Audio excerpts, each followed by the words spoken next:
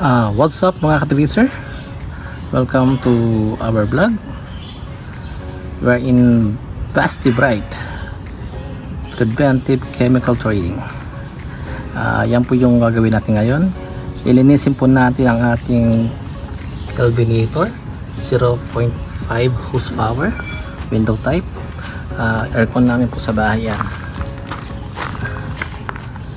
Ganyan na po siya kadumi after 1 year. Yearly, naglilinis po kami. Tapos yung pong ginagamit namin na panglinis sa aming evaporator at condenser. Ito pa. Basti Bright Aircon Coil Cleaner.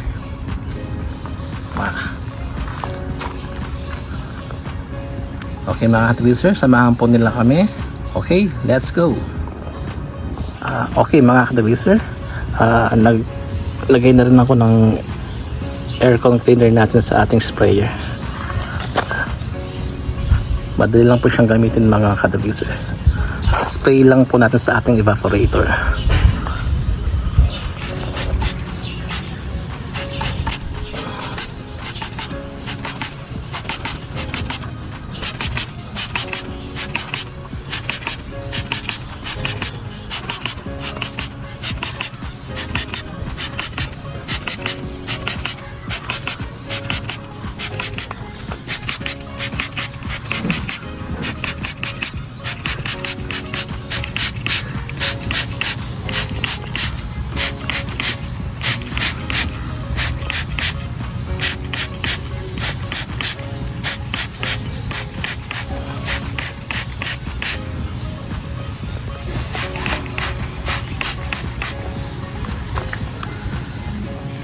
Yan na po mga ka-tracer.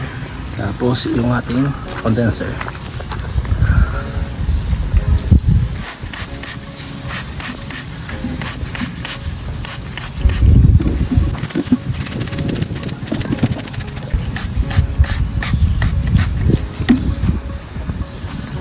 Yan mga ka-tracer.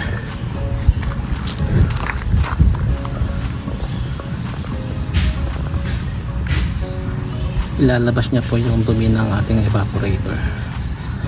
At mga ka-tracer, paalala lang po, hindi po tayo aircon specialist, hindi rin po tayo electrician, pero meron po tayong knowledge kung paano maglinis at paano gumamit ng aircon coil cleaner. Hindi po siya makakasira ng fins natin. Bago po namin minarket ang aming aircon cleaner, taon po para ma-sure po namin na talagang wala po siyang sisirain na fins.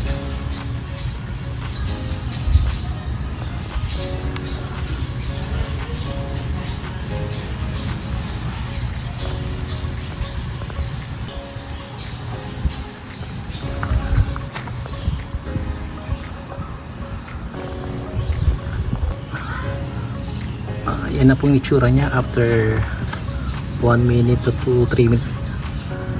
Bumaba na po yung dumi.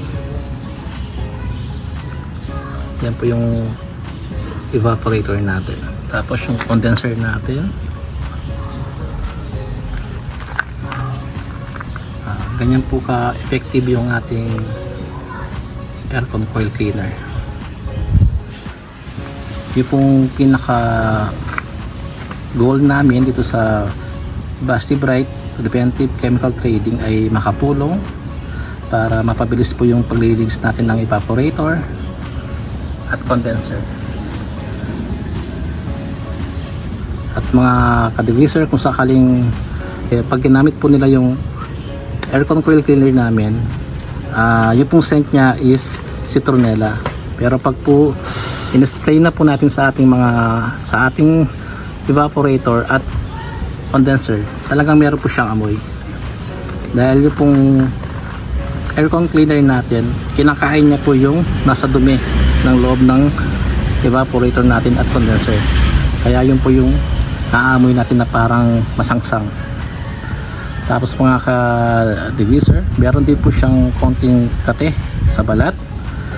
Kaya pinaka-advise po namin, pwede po silang mag-gloves o kaya mag face mask po sila para di po nila maamoy yung sangsang. Yan lang po yung pinaka safety advice po namin mga ka-degreaser. Tapos mga ka-degreaser, lagyan na po natin siyang sprayan ng tubig.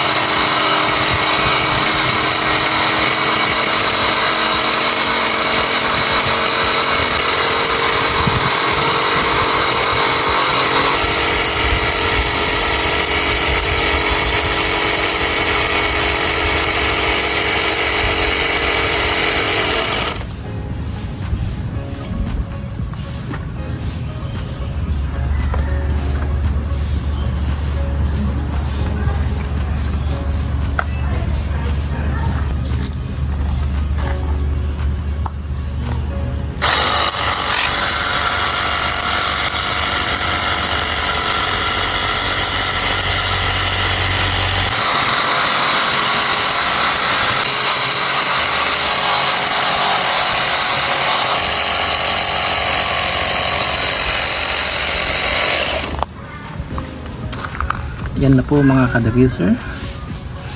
Malinis na po yung ating condenser. Kailangan po natin nililinis yung condenser natin para iwas overheat. At yung evaporator natin para yung lamig ng aircon natin para masarap ang tulog natin mga ka-degreaser. Yan mga ka-degreaser, naipakita ko na po sa inyo paano gamitin yung ating aircon coil cleaner sa ating evaporator at condenser. At yung Basti Bright aircon coil cleaner natin mga ka-degreaser, it's available in Shopee at Lazada. Ilalagay ko po yung mga link para matry din po nila. Yung available natin, isang 4 liters, 1 liter at 250 ml. Okay mga ka-degreaser, yan lang po for today vlog. Maraming salamat po sa panonood. Paki-share and like na rin po yung aming video. Paki-subscribe na rin po kami sa aming YouTube channel, Basti Bright Degreaser Vlog. Yan lang po for today. Maraming salamat po. Salamat po Panginoon. And always remember, create your own path.